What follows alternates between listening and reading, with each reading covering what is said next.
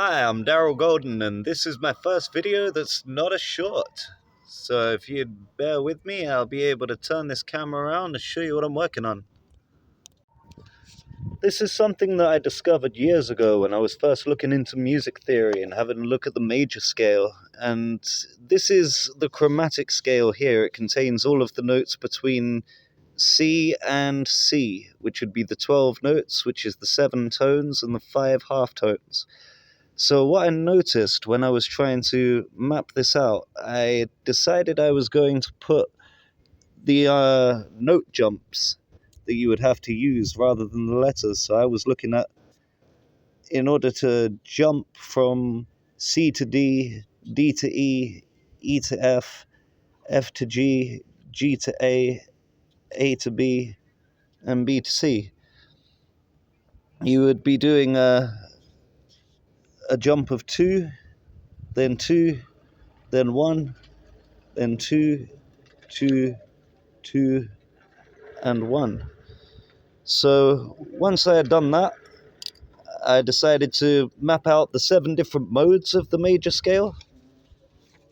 So you've got Ionian mode, Dorian mode, Phrygian mode, Lydian mode, Mixolydian mode, Aeolian mode, and Locrian mode. They're all modes of the major scale.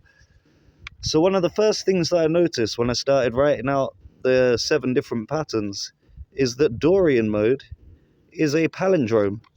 That means it's the same forwards as it is backwards. Once I noticed that, I realized that there was something special about Dorian.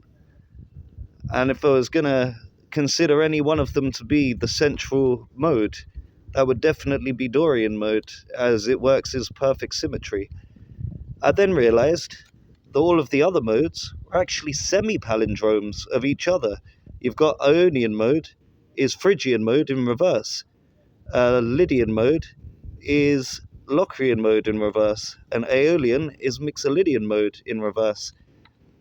Once I'd gotten this far, I decided maybe if I start trying to put it into a wheel in order to try and capture the same kind of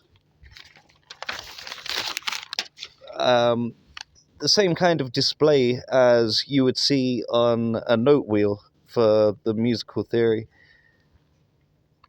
I put Dorian in the middle, and then as I started placing the adjacent modes around it, I actually realized that you can place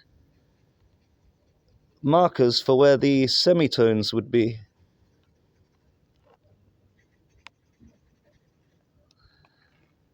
So what you end up with is effectively how the keys would be on the piano again. Just you've got a mode, then you've got what would be one of the half tones, then another mode, then one of the half tones, then another mode, and you can count on the wheel from where you are to get back to where you are using the numbers shown. So say jump 2, then 2, then 1, 2, 2, 2, and 1. The interesting thing about this was when I started to include the lines of symmetry. You've got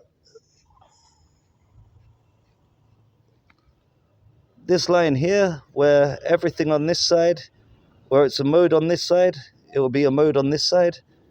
Where it's a half tone, it would be a half tone. And that works as the perfect symmetry that you would get, like what you see in the left and right hand side of your face. The one on this side is identical to the one on this side, but the opposite. It was only when I noticed there was a second line of symmetry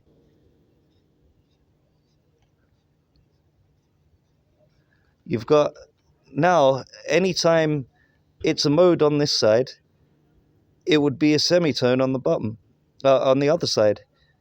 So you've got mode on this side, semitone on this side, mode on this side, semitone on this side. And when it gets to Locrian and Lydian, they would actually be considered both a mode and a halftone. They're like a half of each because they're right along the line of symmetry.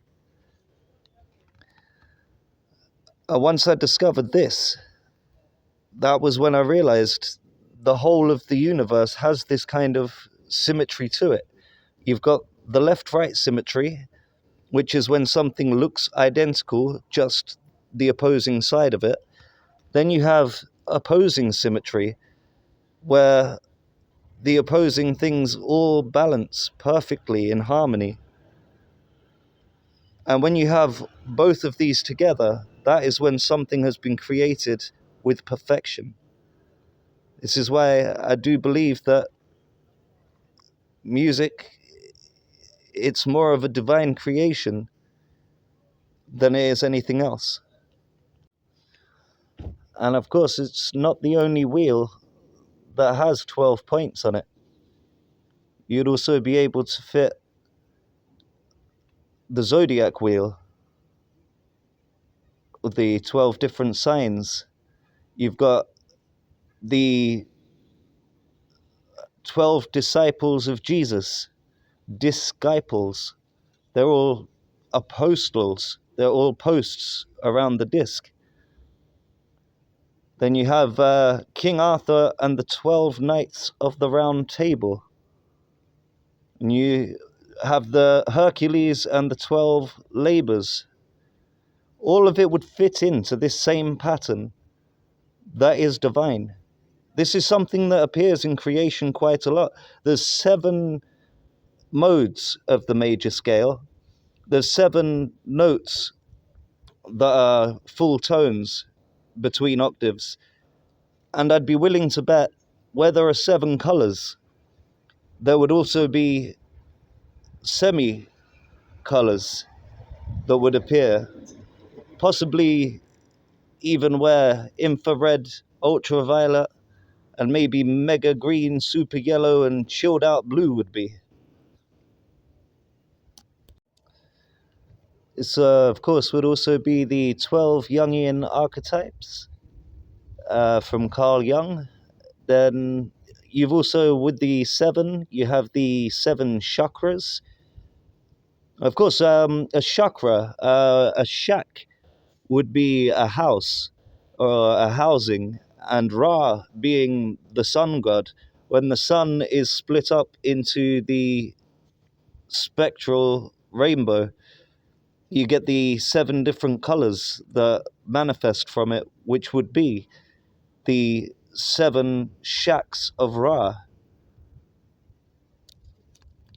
And this image does give the idea that instead of just 7 chakras, there would also be 5 extra chakras that would require some level of balance or attention.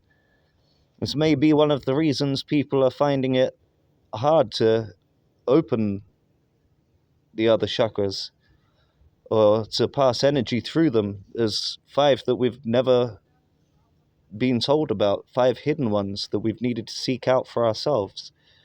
And then it would be quite boring if all the work was done for us already, wouldn't it?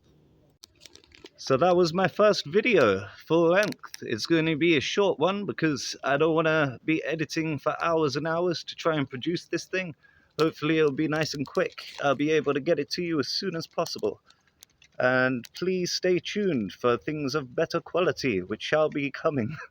I'm doing my best to try and get these done in my 15-minute and 30-minute lunch break from work.